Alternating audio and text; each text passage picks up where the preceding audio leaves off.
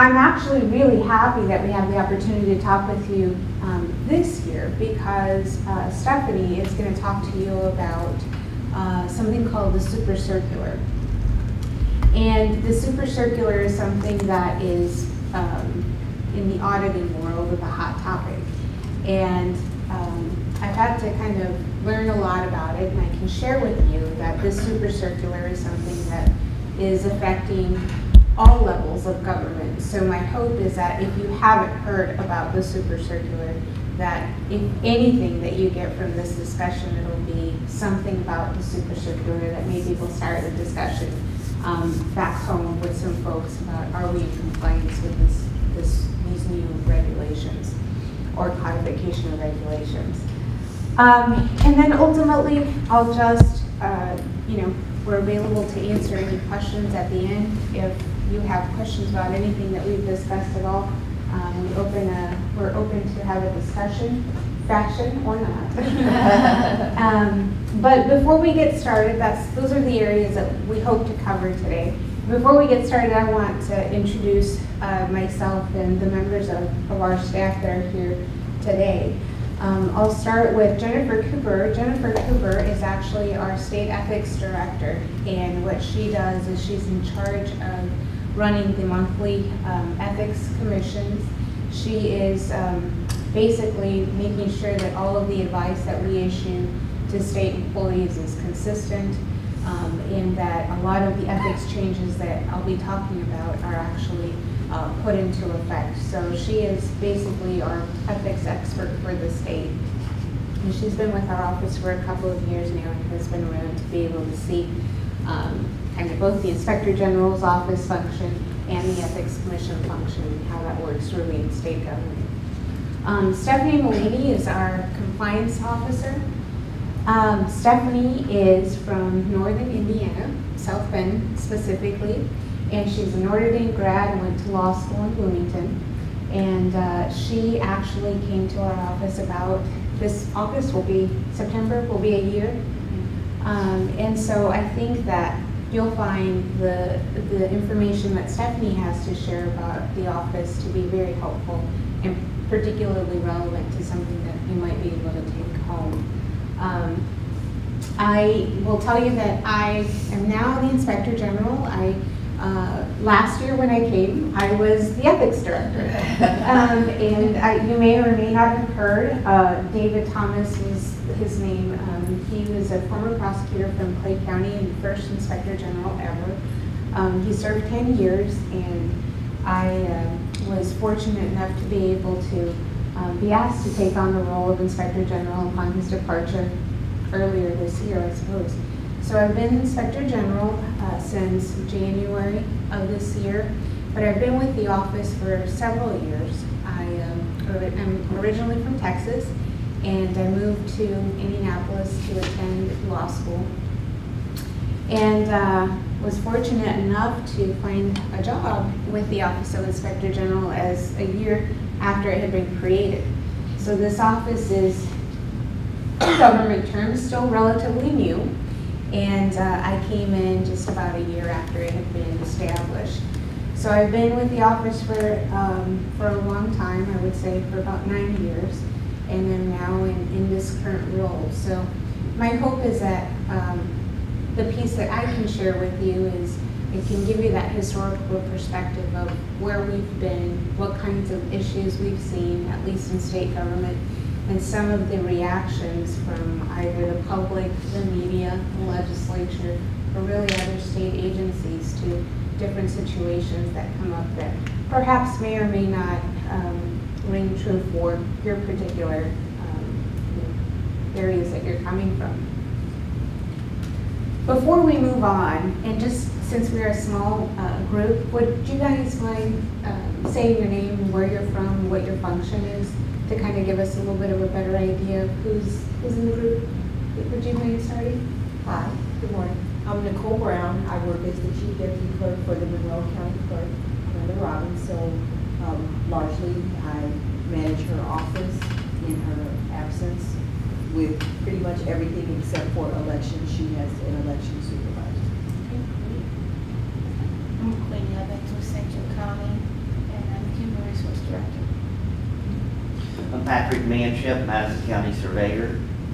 I remember you from last year. Were you here last year? I've been about 12 of these in the state of the Ah, governor, there you and I'm still trying to learn ethics. I should have included a clip. I have a clip in here, and it just says this, craziness about, ethics and morals, and the guy says, "How about I just teach you not to steal?" Normally the speaker talks about Madison County, Uh-oh. Well, good to see you again. I'm Lisa Glickfeld. I am the county attorney for Clark County, Indiana. Sorry, I'm Tracy Bridges. I'm with Putnam County. I'm the recorder there.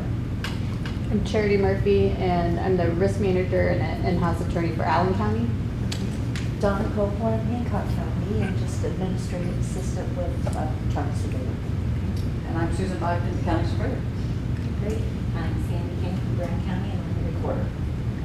Anita Hole from Bartholomew County, and I'm the recorder. Well, it's great to have such a diverse representation of the state.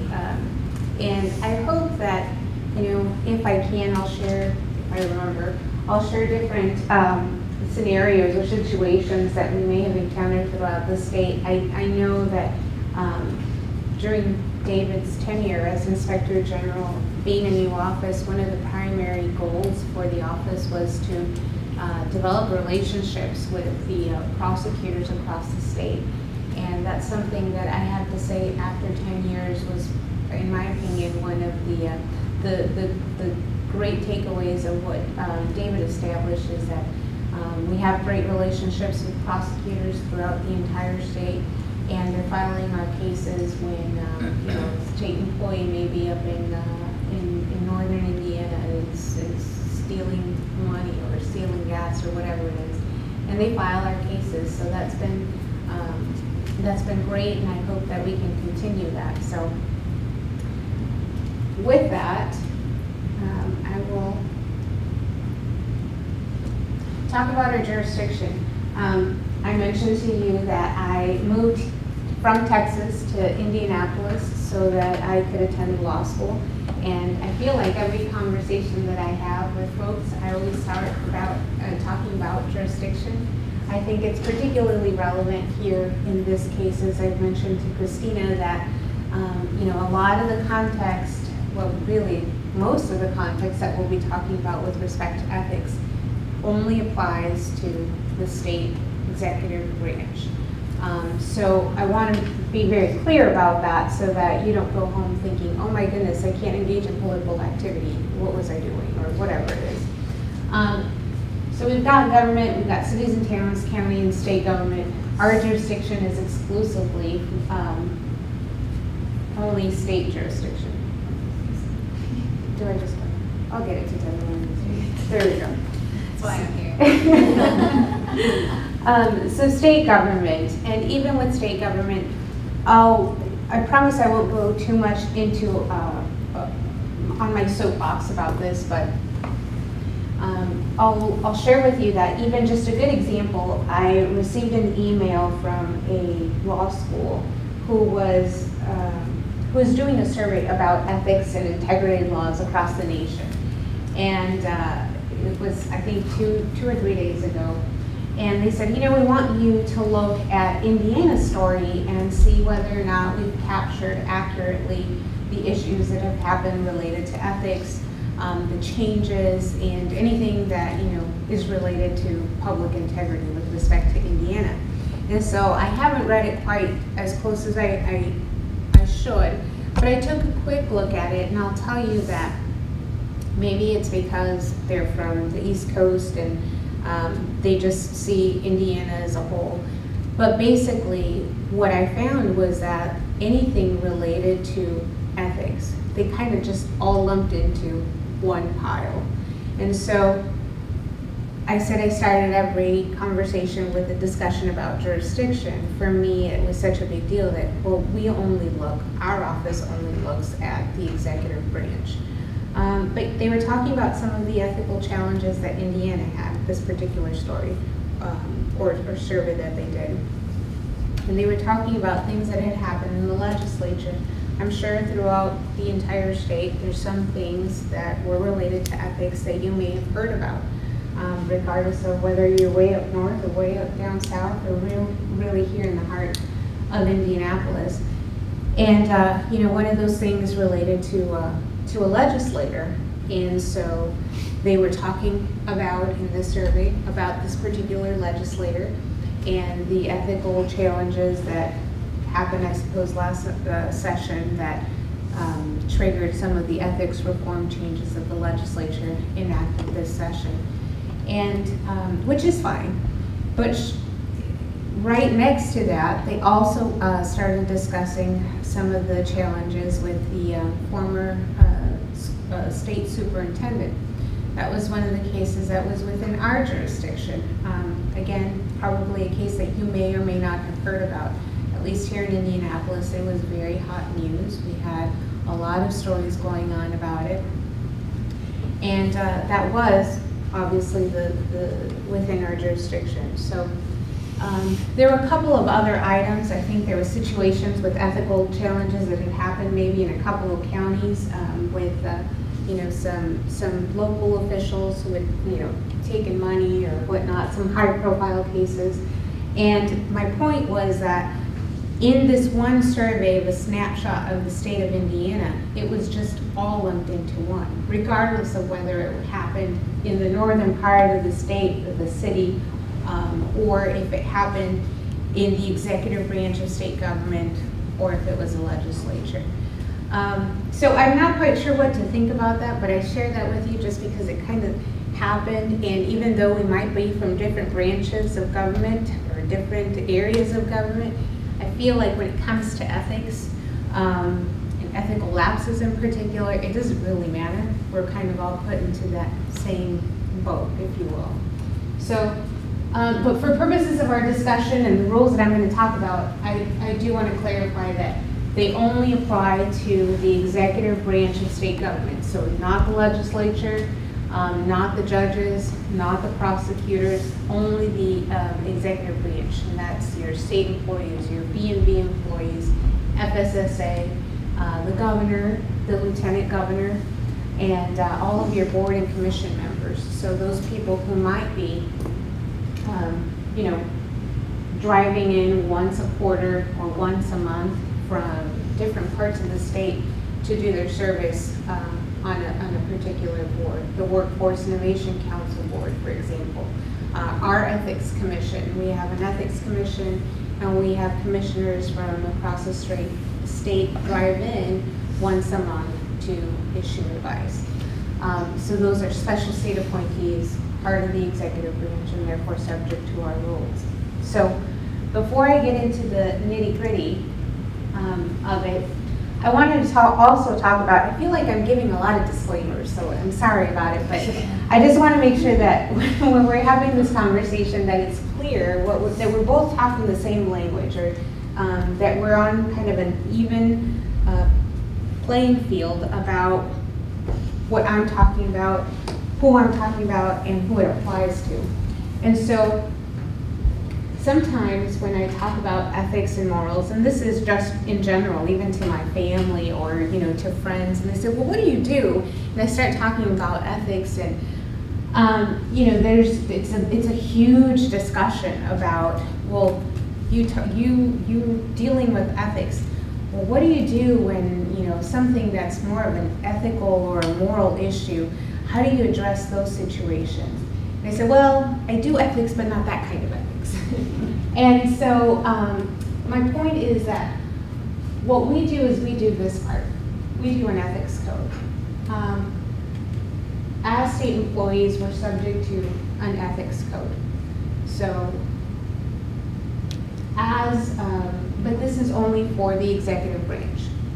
As public servants, we are also subject to a criminal code that regulates ethical issues, bribery, profiteering from public service, and this criminal aspect, or this criminal code, applies to everyone here in this room.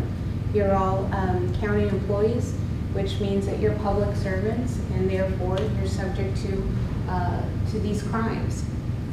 as are we. We're state employees, we're also subject to these crimes.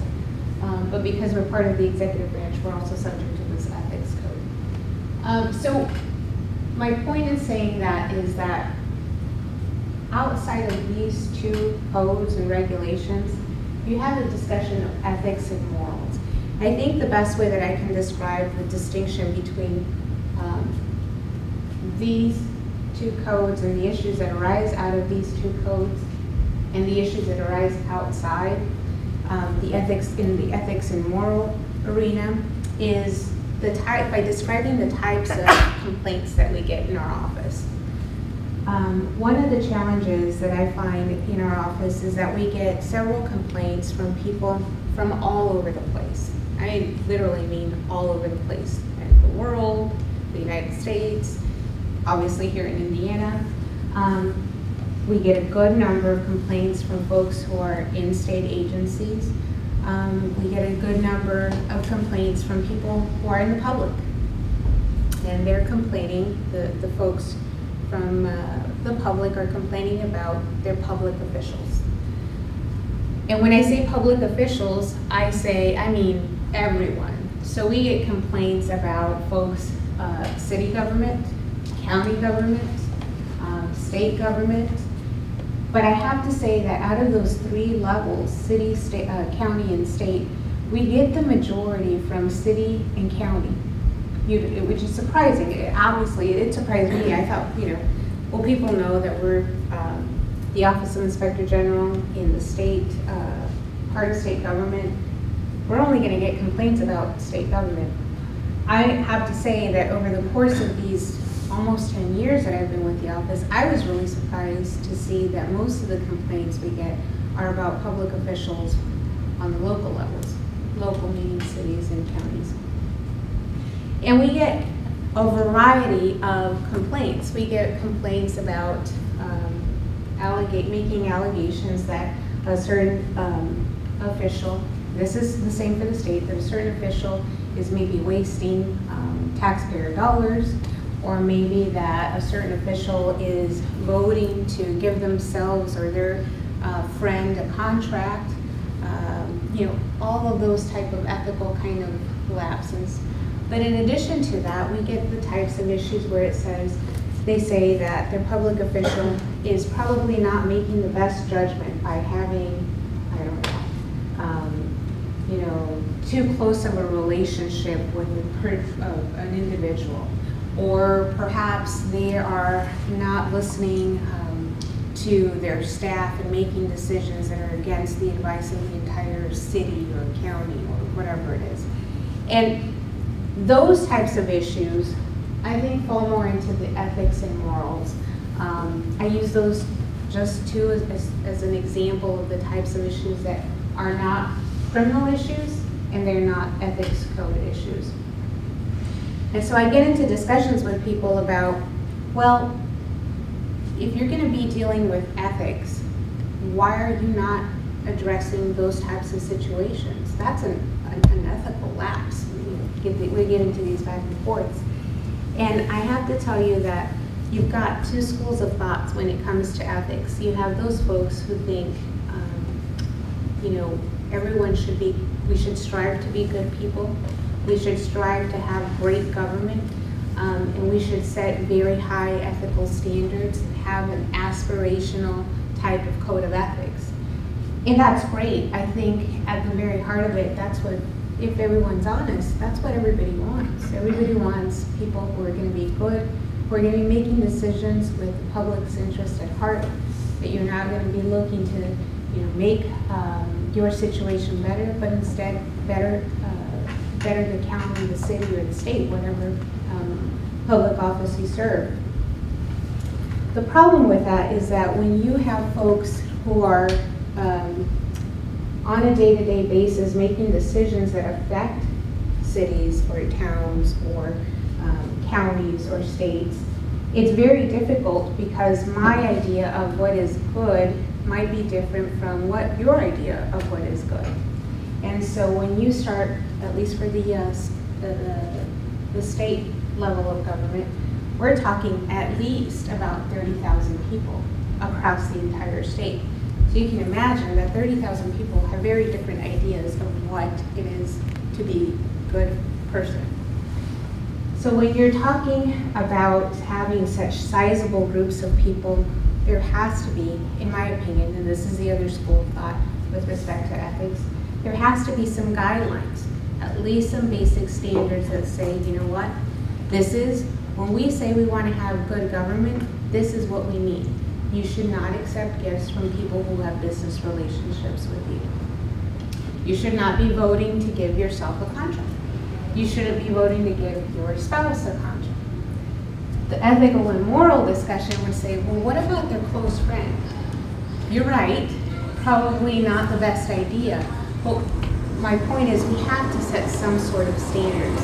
And this is why, at least in state government, we've adopted a code of ethics to set those standards that are clear, to be able to give that 30,000, give or take, workforce some parameters of what is acceptable and what is not.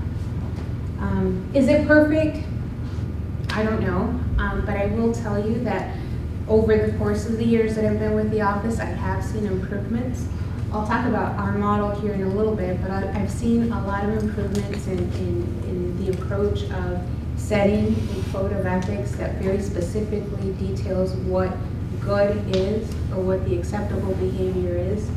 And there's different approaches to things. Different approaches will work for different individuals or different jurisdictions. I've talked a lot and maybe rambled on. Does anybody have any questions up to this point? What I want to talk about here is something that I'm pretty passionate about, and this goes along with the idea of the ethics code and setting those standards, addressing the ethics and morals issues, and how do you kind of draw those lines. And I share this with you because, again, this is the model that the state government uses, and I, at every opportunity that I can, try to share this with folks to say, if you're going back to your county, you're thinking about, we need to establish some sort of ethical structure for our county, ethical structure for our city, for our town. My proposal to you is that whatever you do, whether you want to set an aspirational code or a very specific code setting specific parameters, at a minimum, that you have all of these points, these 4 points covered. And I'll tell you why. What we do is, I said the office was created in 2005, and in 2005, the first order of business for the Inspector General was to create a code of ethics. Now that's not to say that state government didn't have any ethics. There was an ethics commission that was established in 1974, and they had a commission meeting. They would have commission meetings. They had the 5 commissioners driving in, but they only had 2.5 staff members really throughout 1974 to 2005. 2.5 staff members for about 30,000, give or take, employees. So you can only imagine kind of the productivity or the notoriety that state employees had when it came to ethics. I think when we first came in, I want to say less than 10% of the population knew that there was an ethics commission, that knew that there were ethics rules that they were subject to. And that's not a criticism by any means, but simply a fact that something needed to happen to kind of inject this idea of, hey, we're government, we gotta be ethical, we have these rules and we gotta abide by them. So when the office was created, the first order of business was to set up this code of ethics. And what the Inspector General did was he looked at all of the rules regulating the conduct of state employees and condensed them all into one single area. I know that sounds very simple, but it was huge. It was absolutely huge, because for the first time, people were actually finding out that they were subject to rules this whole time. They didn't even know the rules existed. And the idea behind putting these rules together was, number one, for people to know what they were, And number two, to put them together and word them in such a way that they weren't complex regulations that no one would understand. So that's fine if they knew where they were, but they didn't even know what they meant. So the idea was bring them together, simplify them, and be very clear about, okay, we're going to expect good government. These are the parameters that we're setting. So we made them together and we made them clear as we could. The second piece was education. Remember I said that less than 10% of the state government population even knew that there was an ethics commission? Well, that's nice that we had clear standards, that we had a code, concise rules. But without that education piece, people didn't even know. You know, they're state employees and they were getting dinged and they thought, I didn't realize that accepting a gift was a problem. So recognizing that, we created an online module, training module, so that if you happen to be in Fort Wayne, or if you happened to be in Warrensburg or in Indianapolis, you were getting the exact same training and the exact same notification about those rules. Now, some folks say, well, it's an online module. It's not like having a one-on-one conversation like you and I are having here.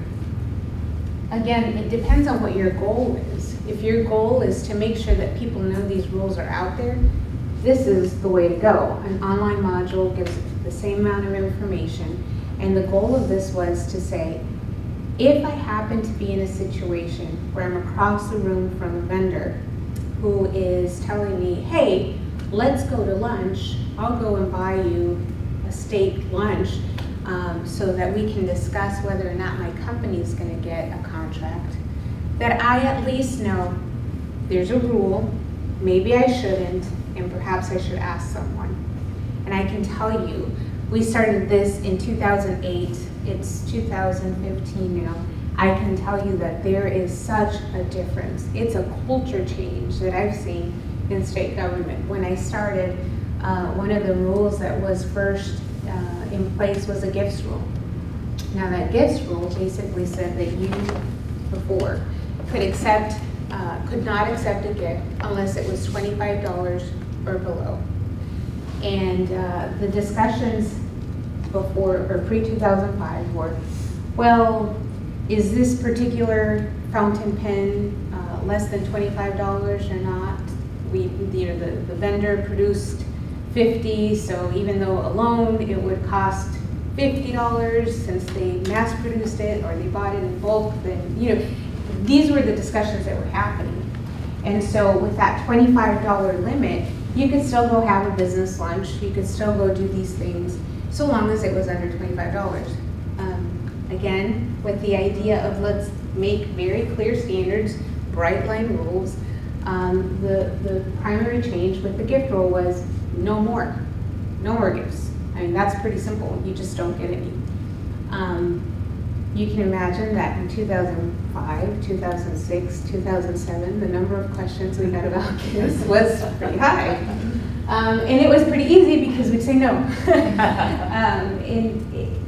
I remember some of the first opinions that I would write for folks. I would, it just was very, to me it was very clear that you couldn't, but it was such a change in culture. For the longest time you could accept at least the business lunch. They would say, well, we're not going to a steakhouse, we're going to McDonald's or whatever it is. Very clear, you can't do it. So my point is that now, fast forward however many years later, it's basically unthinkable. People know, hey, I just can't do it. And I go to places where people tell me about stories and they absolutely just, it's very clear. Now it's a given. And it's pretty cool for me to be able to see where we started and now to actually talk to people where they're like, oh, I can't take that. Of course not, I can't take that. At least they're thinking through the process.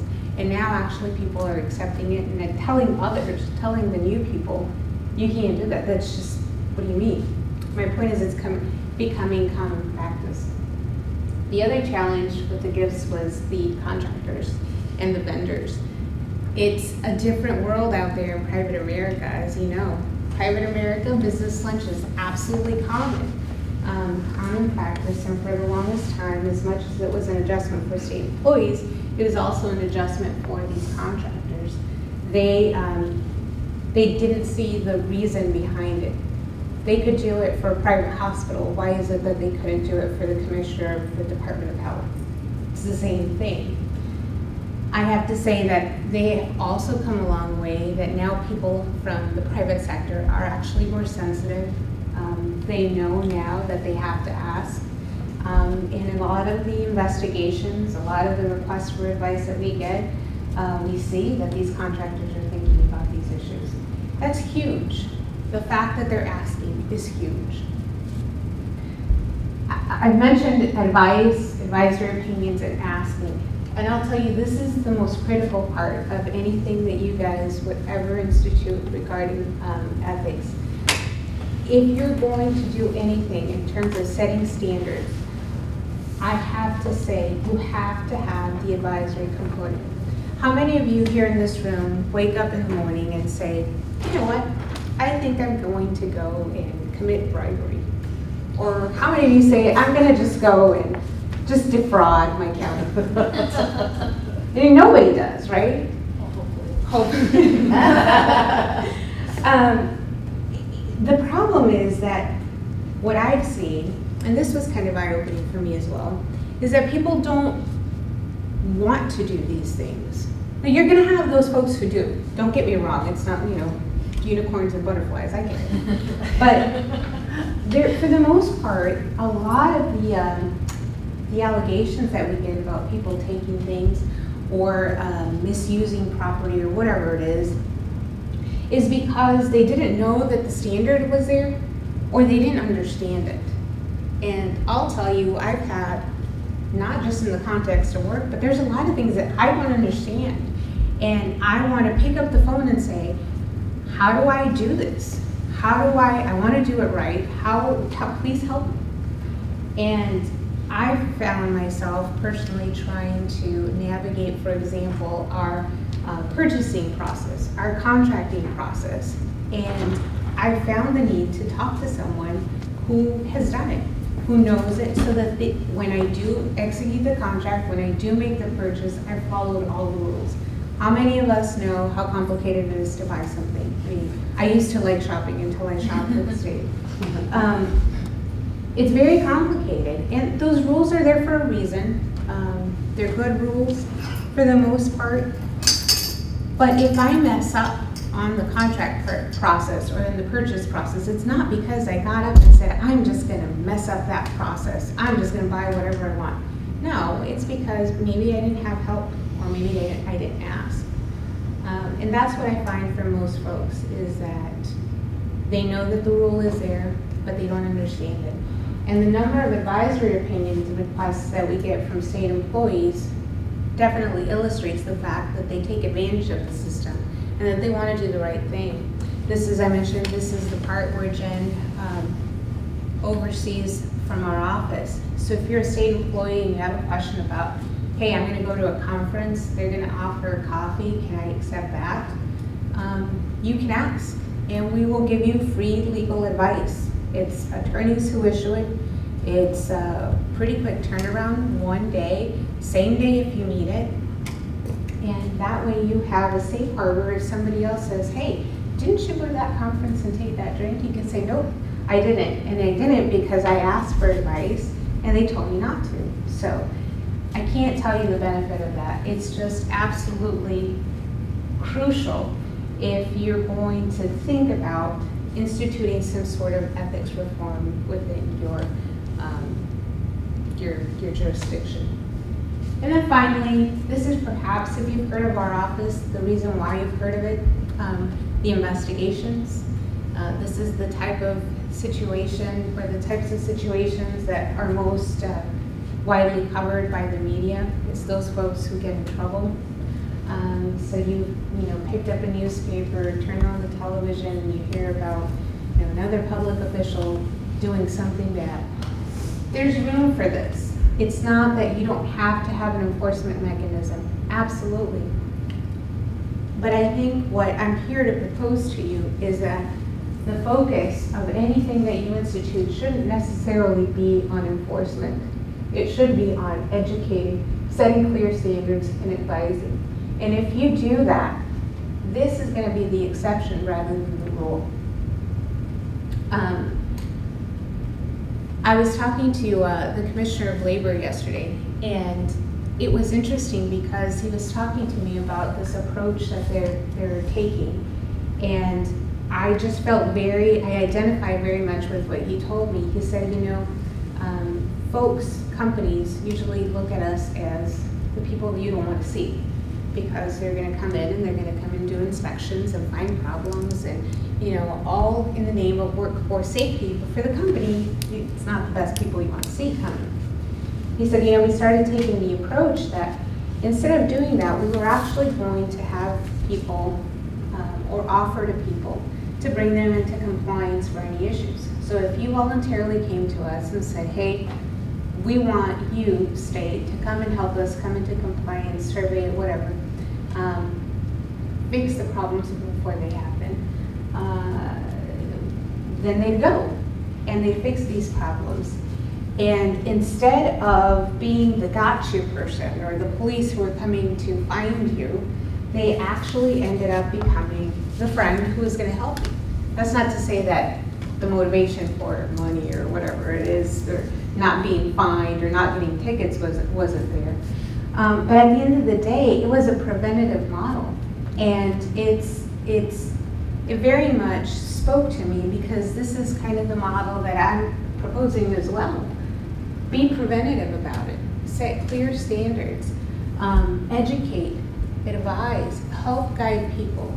And that enforcement part, you'll probably need at some point, but it'll be the exception rather than the rule. And that's what he said. He shared with me, these people were taking these proactive measures. They were asking us for advice on how to fix problems, help us find problems. They were being proactive about it.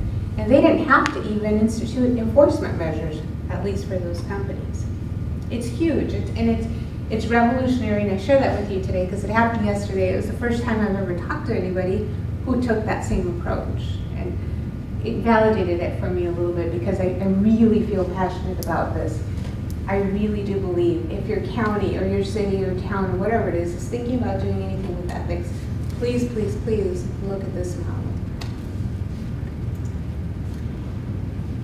Now, ethics. You've probably seen some of these things before. We have this enforcement part. Why do we care? You know, the media has a good part in making sure that they disseminate information about some of the issues that happen. And quite frankly, I've got a stack full of these. These are just a sampling, but a stack full of these things that some of these people who were in state government, I can guarantee you, regret not either seeking advice or not doing something that they could have preventatively. The rules that we have in place are intended to strike that right balance between public disclosure, giving the public confidence that the decisions that these officials are making are with the interests of the public at heart and not their own. We've given them, our state employees, mechanisms to make sure that they are following these rules. The folks I showed on those newspaper, like I said, probably, I don't mean to speak for them, but would probably kick themselves for not having come to our office in advance. Because for the most part, I don't believe that they necessarily want to skirt the rules. So if you take anything away from what I say, please take away that if you give these tools to your people, they will take advantage of it, and a lot of problems will be prevented. And that's ultimately the goal, is if we want a better ethical government, let's try to put tools on the table so that people are actually able to be more ethical. You may have heard that this legislative session, there was a major ethics overhaul. I suppose it is a major ethics overhaul. We had the rules in our code of ethics. Remember I said we compiled them all, put them into one neat place. It was 15 rules. And in 2014, the fall of 2014, we decided that 10 years had passed and we were able to kind of have a good feel of what things worked and what things didn't work with respect to our code. We looked at our investigations, the types of areas where people were failing. We looked at the requests for advisory opinions, what kinds of questions were being asked by people, what rules in our code of ethics was generating confusion, what actually, practically speaking, wasn't working. And what we did is we issued an Inspector General report to the legislature and said, look, we looked at at least the ethics code that regulates state employees, and these are the changes that we think you should make to make it more efficient. Fortunately, they took us up on all of the recommendations and then some. We'll talk about the and then some. But they took us up on these recommendations, and I can't tell you for sure, just like any law, you can't think of every scenario that's going to come up. But I think based on the fact that these changes were recommended based on past experiences, that we've got some really good product, a really good product for our ethics code. Now, I will say that I think it was a tune-up to the code. It wasn't an overhaul, at least with respect to the executive branch. But with the legislative branch, I can't speak to them, but I know they had some pretty extensive changes as well. If anything, you may have read about those changes, particularly with the legislature instituting some pretty significant measures for that branch of government. What I want to do is I want to share with you our website. This is our website. And we made some pretty significant changes in terms of making sure that employees have an area to file disclosures. We have forms for them pursuant to the new law. But what I want to share with you is this About Us section. Remember I said that we get a lot of complaints from folks who say, hey, I have a problem with my city official. I have a problem with my county. And what we didn't have before is this jurisdiction. So this explains what our jurisdiction is. But I share this with you because this might be a useful tool for you if you have a problem. We have all kinds of resources that people can look to in case they have some ethical kind of issue. We have public access, the State Bar Association, FBI information, the legislative issues, and things of that nature. So what I would suggest is if you at least write down our website and take a look at those resources that we have in case you happen to have a problem when you go back home. You can look at this and see if it's something helpful for you, or that we have something that will be helpful for you. Now very quickly, again, only because these rules don't necessarily apply specifically to you, I'll share with you some of the major changes that we had. The report that I mentioned we gave to the legislature making the recommendations to our code centered around really two areas: conflicts of interest and post-employment. This use of state property is the and then some portion, if you will. We'll talk more about that in a bit. Conflicts of interest. In state government, they're regulated in three different ways. Outside employment, so state employees want to have a second job, or they want to engage in some sort of volunteer work. Decisions in voting, this is the most intuitive. This is you can't vote to give yourself a contract. And then contracts in general. This is the least intuitive. And this one says that you can't have financial interest in a contract with any state agency. With respect to outside employment, if you're a state employee and you want to have an outside job, we say, okay, that's fine, but you can't have a job that's going to conflict with your state duties. It used to be that an agency leader or an ethics officer could approve that. That's no longer the case. Now only the Ethics Commission can provide approval, ultimate approval for an outside employment opportunity. The reason this was not necessarily one of our recommendations, but what I want to share with you is that I think the reason this change was made was because the legislature was really looking to make sure that with respect to ethics issues, particularly in terms of the executive branch, that there was more public discussion about the things that were happening. We'll talk about this particularly in post-employment. Now, I don't know about you guys in terms of counties and whether or not you've kind of faced these issues as you guys talk about ethics, as I'm sure ethics has come up in some sort of a discussion at one point or another. But I'll share with you my experience is that they're looking for transparency. They're looking for disclosure. This definitely was the case, I think, by making sure that if someone's going to get ultimate approval for an outside opportunity, they actually come to the commission. I'll stop talking now. I'll switch it up for you, and Stephanie can share with you about conflicts of interest with decisions and votes. Yeah, as Cindy was saying, this one is probably one of the more intuitive ones, but just to kind of give you some examples of when this rule would apply. If you're a state employee, some state employees will work on requests for quotes and score different contractors' responses to a request for quote. And so in that situation, they might not be able to participate depending on what type of interest they have in a particular contractor. Another way this might come up is Cindy was saying that our jurisdiction applies to special state appointees, which are the people who serve on state boards and commissions. A lot of times once a contract has been through the process within a state agency, the board and commission will kind of have to give it final approval. Well, the people who serve on these boards aren't full-time appointees. They have other outside jobs. They own their own businesses, things of that nature. So they need to make sure that they're not participating in these types of activities if they have a financial interest. So just to kind of give you a more concrete example of when this kind of comes up for people.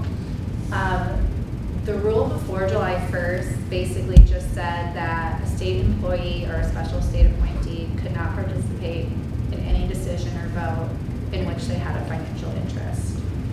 So the changes that we made to the rule I kind of like to think of them in 3 different ways. The first column here kind of just talks about what exactly you have a financial interest in and what you can't do when you have a financial interest. So the first change says that now the rule has been expanded to say that you can't participate in any matter related to a decision or vote, not just the decision or vote themselves.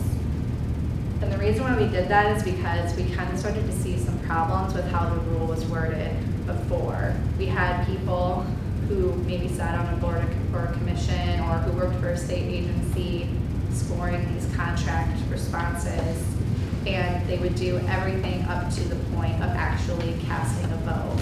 They would kind of work on the contract, talk with people about it, and then just the day of the vote, they would just not come or they would recuse themselves. And that just didn't really seem to be capturing the spirit of the rule. So our state ethics commission had actually been interpreting it with this expansive definition for a few years, but since it wasn't actually codified in the rule itself, it wasn't as clear for people. So we wanted to go ahead and just sort of implement that into the language of the rule so that people knew they couldn't be behind the scenes voting on things, working on things, and then just recuse themselves from the vote and be fine. We wanted to make sure that people knew that this was covered. The first part of the rule also kind of defines the different ways you can have a financial interest in a contract. There are about 4 different ways. Some of them are pretty clear. You obviously can't participate in a decision or vote on a contract to give it to yourself. It's pretty straightforward. You also can't participate in a decision or vote if your spouse has an interest. You also can't participate if a business organization that you're affiliated with in some you also should not participate if you're negotiating employment with that entity. So maybe you're not actually working there now, but you're in the midst of trying to get a position there, or you're interviewing for a position, something like that. So what the second change in this part basically said is before it included positions like being an employee, being a partner, being a trustee at a business organization. Now we just added member. So it's just another way to be affiliated with a business organization that would provide you with a financial interest. So that's the first change. It kind of just covers like what financial interest is and what you would be doing to kind of be going against the rule itself. The next two parts kind of talk about what you do once you discover you might have a potential conflict of interest. So before, the rule required you to notify your agency appointing authority, which is your agency leader. Now you also have to notify your agency appointing authority and your agency ethics officer. I'm not sure if Cindy explained that before, but each agency has an ethics officer, and they're sort of like the liaison between our office and each agency. They're supposed to be the experts in the code, and they're supposed to be able to help facilitate communication with our agency and theirs. So now when employees or special state appointees discover that they might have a potential conflict of interest, they're supposed to notify both the agency leader and that ethics officer, that agency liaison. And I think the biggest change in terms of what to do once you discover a potential conflict of interest, before the changes, the only thing you could do is come before the commission at their monthly meeting and have them review the screen that was put in place to screen you from that decision or vote and have them give approval. And the problem we sort of saw with that is that conflicts just don't really arise that fit in well with the commission's schedule, and people wouldn't know what to do to kind of cover themselves in these situations when maybe the next commission meeting was 3 weeks away, but they just discovered they were going to have to vote at a meeting 4 days, 4 days later. So what we came up with was to give people two options if they discover a conflict of interest. The option to go before the commission is still there. So, and that's kind of a public and final determination on the matter. It's very transparent. So I think some people will still choose to go that route. But we also added the option for people to file a written disclosure statement. And that disclosure statement can be found on our website, and people can fill it out. It's like a fillable PDF file. And then they themselves sign it, and their agency ethics officer also will sign it. And then they'll email it to us, and we will post it on our website. They just have to make sure that they fill it out and send it to us within 7 days of the conflict arising. So I think this also will really be helpful for people. It will help them be more transparent. Will help them, make sure they're aware of ethics issues and communicating with their ethics officer. So I think it's going to be a really good change. We've already had a number of disclosures posted, and the law's only been in effect for a few weeks. So I think it's going to be a really good thing. It's going to meet the goals of the rule to be transparent. So hopefully that continues. Oh, the one thing I'll add to that discussion that Stephanie just shared with you about conflicts of interest is there's another example where a lot of these board members and commission members who may just come once a quarter to Indianapolis for a commission meeting, they're more aware that they have to be careful of the things that they vote on. They were actually telling us we need a way to be able to disclose these. So the awareness factor of people being cognizant of what they're voting on and that people are watching basically is definitely increasing. Now this rule deals with contracts. I'll go through it rather quickly. We have this is not as intuitive of a rule as don't give yourself a contract, but if you happen to be, for example, a board or a commission member, you may be the owner of a company as your real job. That company might want to do work for a particular state agency, Department of Health, for example, the Department of Transportation. You happen to be the board or commission member, and Department of Natural Resources, something completely different from what your outside business does. This rule says that you can't have a financial interest in a contract with any agency unless you fill out certain disclosures. This rule wasn't changed. That prohibition is still there. The requirement for a disclosure is still there. But now the change is that if the disclosure is not filed before the contract that that business has with whatever state agency is not filed before it's signed, then you're subject to a fine. Post-employment. I'll go through this rather quickly as well because I want you guys to hear about the super circular. But I think post-employment merits a little bit of discussion only because you probably, if you heard about our office or ethics, the topic of post-employment definitely came up. So we as state employees are subject to post-employment restrictions, meaning that if we decide to leave our state employment, that we're going to be subject to some restrictions depending on where we want to go work. So if we negotiate or administer a contract with a particular employer that we want to go work for, we have to wait 1 year before we actually go and work for that employer. If we made regulatory or licensing decisions with that employer, we have to wait a year. If we want to lobby the executive branch, we have to wait a year. And so, as you can imagine, that's a pretty big deal for state employees because, you know, it depends on whether or not you're going to be able to move from your state job. Well, there may or may not have been discussion through different newspapers across the entire state. I venture to guess that there was. There's always discussion about this post-employment rule, the 1 year cooling off period, revolving door. Do any of these, you know, kind of terms sound familiar? There's, you know, the media did reports on the number of people who are leaving state employment and were actually going to go work for contractors that perhaps they had negotiated or administered contracts with, and they were asking, well, why?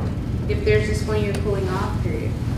There's a waiver provision for us as state employees that if the agency leader wanted to allow or waive the application of that cooling off period, that they could. And so it created a situation where there was a lot of questions being asked about, well, is this rule really effective? What's the point of having this cooling off period if all these people are being, the application of the rule is being waived? Is the revolving door very loose? I mean, it was, at least for us, and definitely I think here in Indianapolis, it was big news. And so what we did is, when we were looking to make these recommendations last fall, we wanted to recognize the fact that obviously the idea behind having these cooling off periods and these post-employment restrictions was that you're a state employee. You're going to be in a position where you're going to be handling or having the ability to make some pretty big decisions for contractors that want state contracts. You are potentially the person who says, yes, you get the $2 million contract with this agency. And so the public, in my opinion, wants to make sure that when they're making the decision of which contractor to give the contract to, that the reasoning behind their decision of their selection is going to be who's going to do the best work for the state, not who's going to offer me the best post-employment job so that I can go work for them. That was really the heart behind some of these post-employment restrictions. And on the other hand, state employees were saying, hey, you guys are too restrictive. We're people, we have careers, we want to be able to move on from state employment. Getting experience as a state employee, working for government, getting actually to see how that process works is great, particularly with folks coming out of the universities who are wanting to get experience.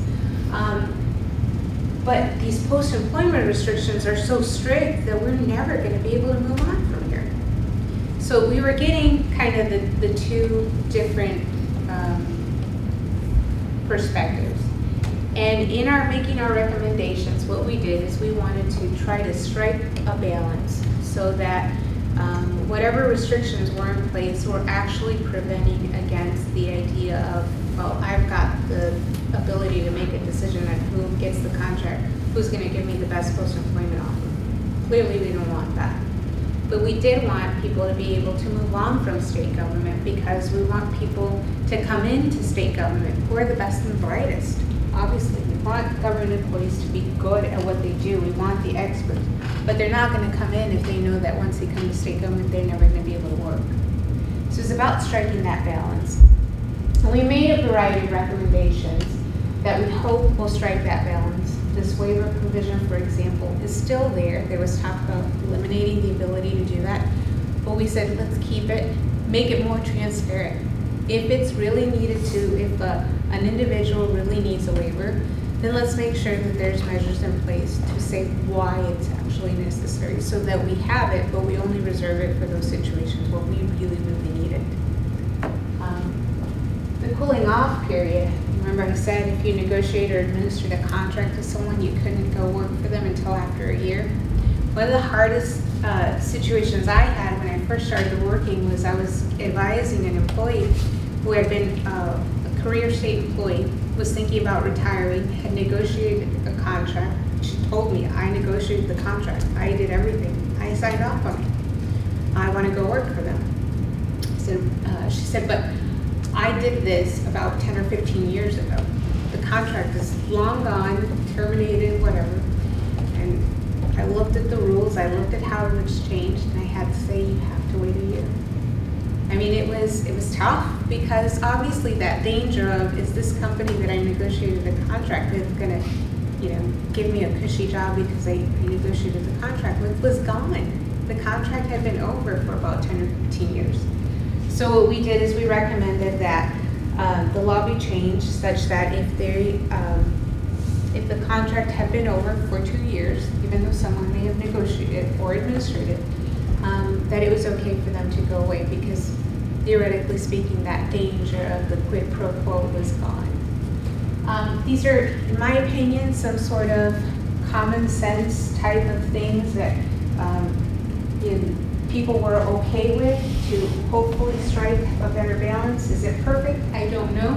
Only time will tell. But that was definitely the intention behind making these recommendations so that we could have guidelines that were workable for people and that would ultimately benefit us as well. So I'll just mention very quickly the last use of state property rule so that Stephanie can talk about the super circular. And this use of state property rule was the and then some by the legislature. We already had a rule in place that said you can't use state property for non-official state business. But you may have heard about the state superintendent. That was kind of the impetus for this rule. And basically the legislature codified what we had in place already. They put it in statute and they said, and by the way, just to clarify, it is not to be used for a political purpose. So while you can pick up the phone to call your spouse and say, hey, can you bring some milk on your way home? Obviously not official state business. You can't use state equipment at all for a political purpose. So, some call it pretty substantial change. I think it's just a variation, and really the change is codifying what we already have in place. So super circular. This is what I think will, hopefully you'll take away from. Has anyone here in the room heard about super circular? Okay, well this will be new. And it was very informative for me, something that you may or may not be subject to. Okay, so we're just going to shift some gears here a little bit. I know the presentation title said we're going to talk about Indiana state ethics laws, and the super circular is actually from the federal government. So what I'm going to talk about today is, just to be clear, this is a huge document. I'm just going to pull it out for you really quick just so you can kind of get a sense of what this is. It is a beast. It is huge. So I want to just give you guys a really high-level overview of what this is and what it's intending to do. And then, since we are the ethics people, I'm going to just go ahead and give you a small slice of some of the ethics provisions in there. And just to make you aware that they exist and that if you are working with a federal award, I'm not sure if any of your counties receive federal monies or certain departments within your counties receive federal monies. This is the type of stuff that you want to make sure you're aware of and that you're in communication with your federal agencies about, so that you make sure that you're in compliance with these things.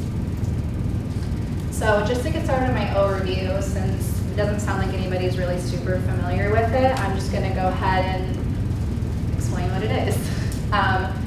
It's often called the uniform guidance, but basically what the super circular is it takes 8 different Office of Management and Budget super circulars that covered a variety of topics. These 8 circulars cover things like administrative requirements, cost principles, audit requirements, all things dealing with federal awards. It took those 8 different circulars and combined them into one document. So a lot of the information from those 8 circulars is the same, but since they were putting everything together and having a lot of comments and back and forth on these things, they decided they were also going to make sure that they made changes to streamline different things to make sure that the language was the same across the board. If there were any sort of conflicting measures between the 8 circulars, they worked to make changes so that everything was cohesive and made sense. And they also did make some actual substantive changes to the rules when they created this circular. So just to be clear on what it is, basically it deals with anything relating to a federal award. So the goal of it is if you are receiving a federal award, that this is the place to go to find out information about what you need to do. Stephanie, I'm going to interrupt you. So does this mean, we had this conversation because she was really educating me on it, and I want to make sure that I understood. This means that if, for example, if I'm in a county, that this would apply to maybe grants that I might get from any of the state agencies, whether it be Department of Homeland Security funds or anything like that that are passed through. Yeah, so it applies to anyone, so it applies to the federal agencies themselves that are making these awards, and it applies to any non-federal entity who receives these awards. So this can kind of happen for you guys in 2 ways, as she was saying. You could get an award from a federal agency directly, but I think what oftentimes happens is that you guys will receive the federal money from a state agency, so the money will go to the state agency who kind of serves as the pass-through to give you guys the federal award money. So I think that the important thing from the application context to keep in mind is when you're receiving an award from the state, like a grant or something like that, just to make sure you know where the money's coming from, whether the state is giving it to you as part of the state funds or whether the state is serving as the pass-through from the federal government. And just to make sure you're in communication with either the state or the federal agency about what your requirements are, what your duties are. And I'll kind of highlight some of the different things to keep in mind when you're having a conversation with these agencies. Before I do that, I just want to kind of wrap up this part. So this isn't really anything new. It was issued at the end of December in 2013, but everyone kind of realized that there was going to be a lot of change from this. So they kind of allowed the effective date to be bumped back. So it became effective at the end of December 2014. And even that's not as clear cut as it sounds, because different agencies then have their own timeline to implement different things to become compliant with the circular. And it also depends on when you received the federal award. So if you received an award before then, it's not necessarily a retroactive application. So I think the important thing is if you receive federal money and you're not sure within what audit period you'll be in for that, or you're not sure when the award was actually issued to you, to just talk to the federal agency or to the state agency who worked as a pass-through to be like, what are our policies on whether or not the circular applies to this?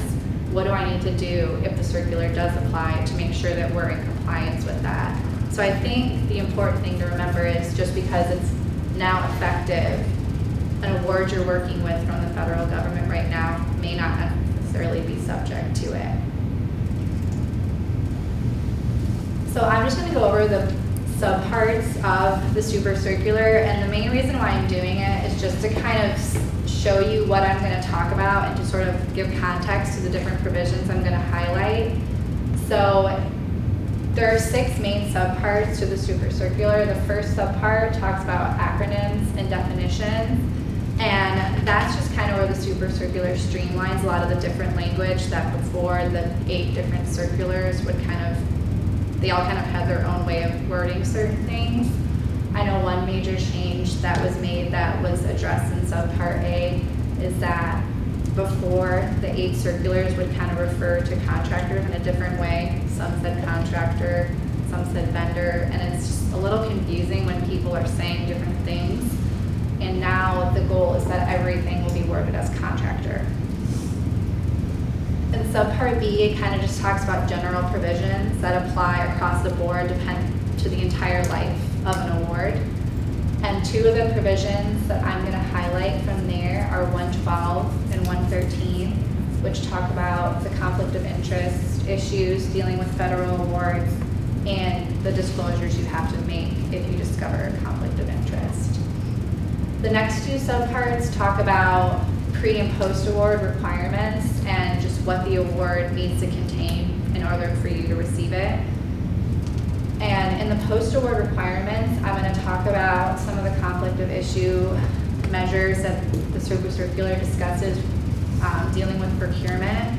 So if you receive a federal award either from the state or directly from the federal government, there are some rules about how you can procure things like property or services with that federal funds. The last 2 subparts, which I'm not really going to touch on a whole lot, are just the cost principles and audit requirements of the super circular. Kind of wraps up from the other circulars. Does anyone have any questions so far? Is anyone confused about like who it applies to or what it covers?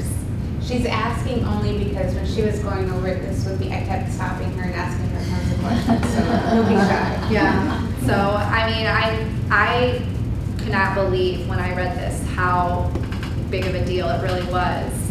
So, especially if it's your first time hearing about it, like, feel free to ask questions and I'll try to, answer the best that I can. But we're about to get into kind of the meat of some of the actual conflict of interest portion. So if you have any questions, it's just about the general sense of it, this would be a good time. So, looks like we're good though.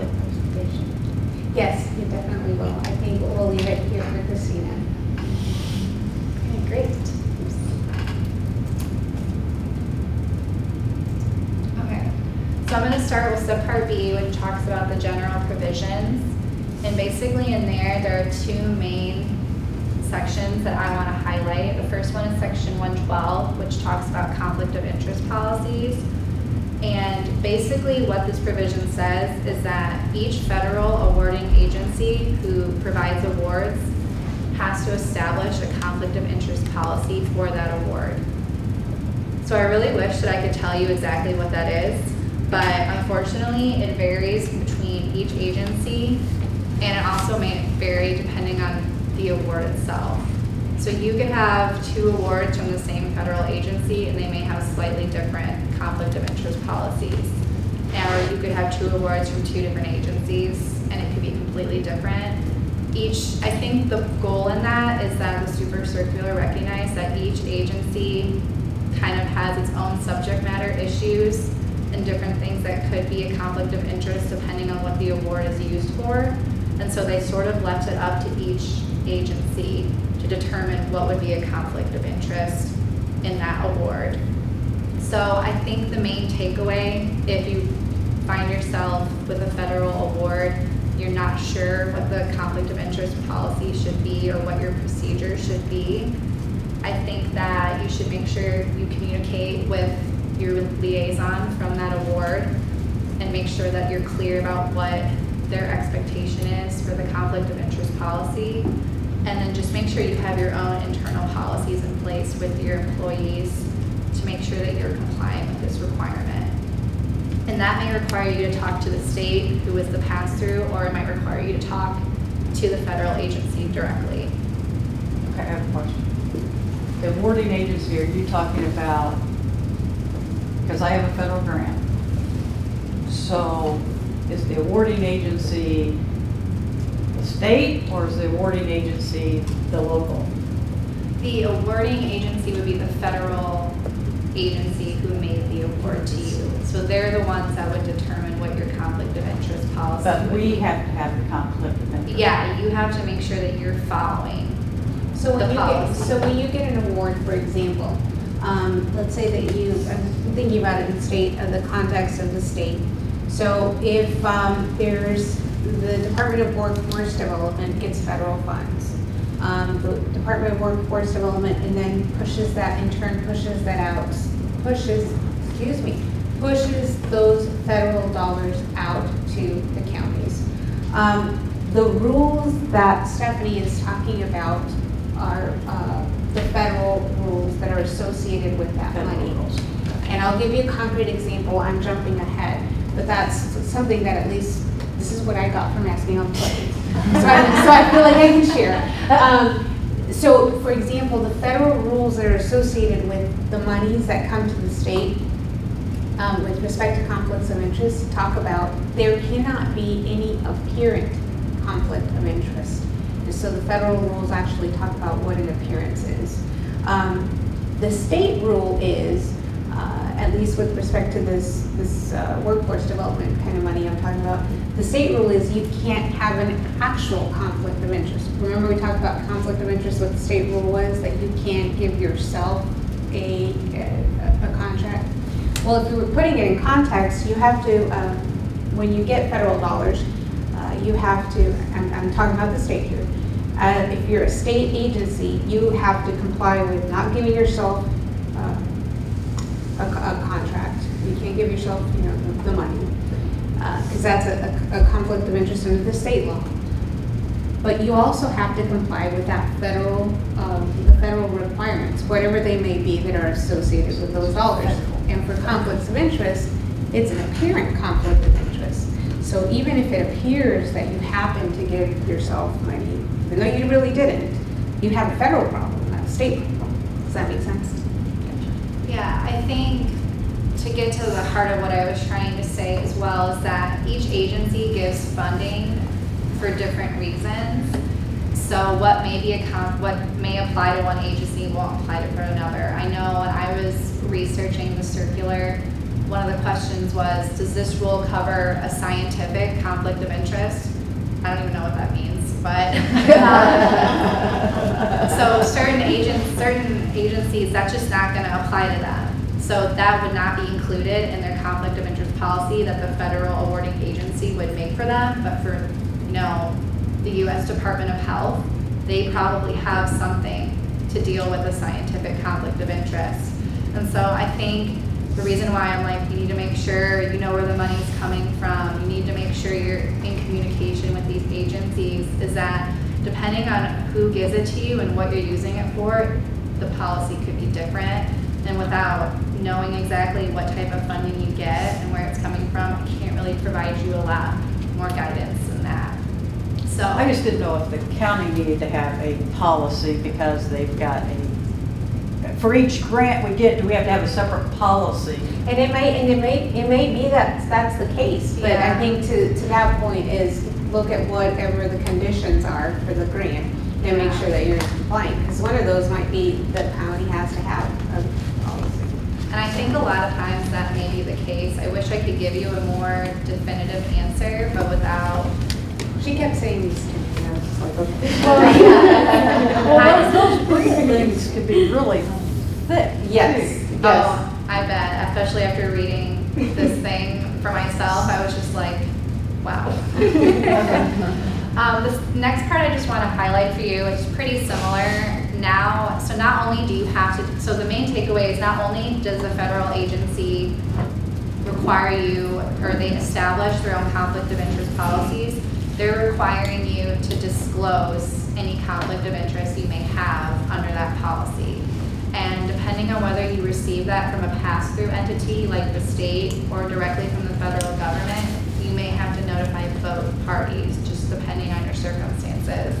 So I think the main thing to take away is that not only does this exist and that they are establishing these policies, is now you're required to disclose. And from what I understand, the disclosure aspect is a pretty recent change. It's a pretty new thing. So if you have any questions on that, I would definitely recommend that you contact your pass-through entity, either the state agency who gave it to you, or if you received it directly from the federal government, that you reach out to them and make sure that you understand what their conflict of interest policy is and that you're disclosing properly. And they may even have some rules on the procedures for how to disclose. Like they may have a form, something like that. So just things to keep in mind when you're discussing with them that I think would be helpful.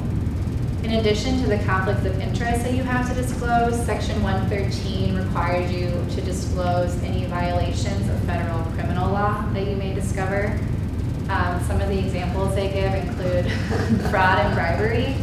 So I feel like that was probably pretty common sense before. If you discovered that one of your employees was using federal funding to commit to bribe someone else, then you probably would have thought to notify the agency anyway, but now you're required to, and if you don't, there are various penalties that can be imposed on you. So I just wanted to highlight that to you because it may be something that intuitively you thought was there and you would have done, but maybe you don't have like an internal procedure for it. And so just to work with your awarding entities to make sure that you have proper procedures in place to comply with this, and that you're doing something that helps streamline the process for yourselves and for the agency giving you the award.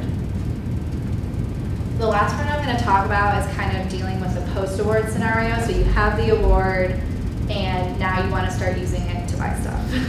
And as we were saying before, it's hard to buy stuff, and with this there are even separate rules beyond maybe what your policies are at the county level.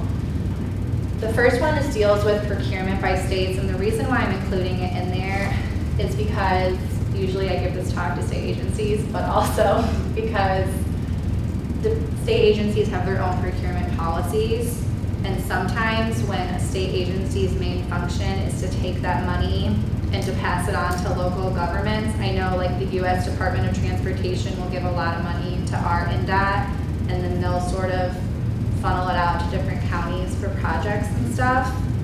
Sometimes your state agency can apply for a waiver to allow you to continue to follow the state procurement policies rather than to follow the other policies listed up there. So the reason why I'm including that is just if you're procuring with federal funds and you're receiving it from a state agency, just communicate with them. Find out what the expectation is for you when you're procuring with federal funds.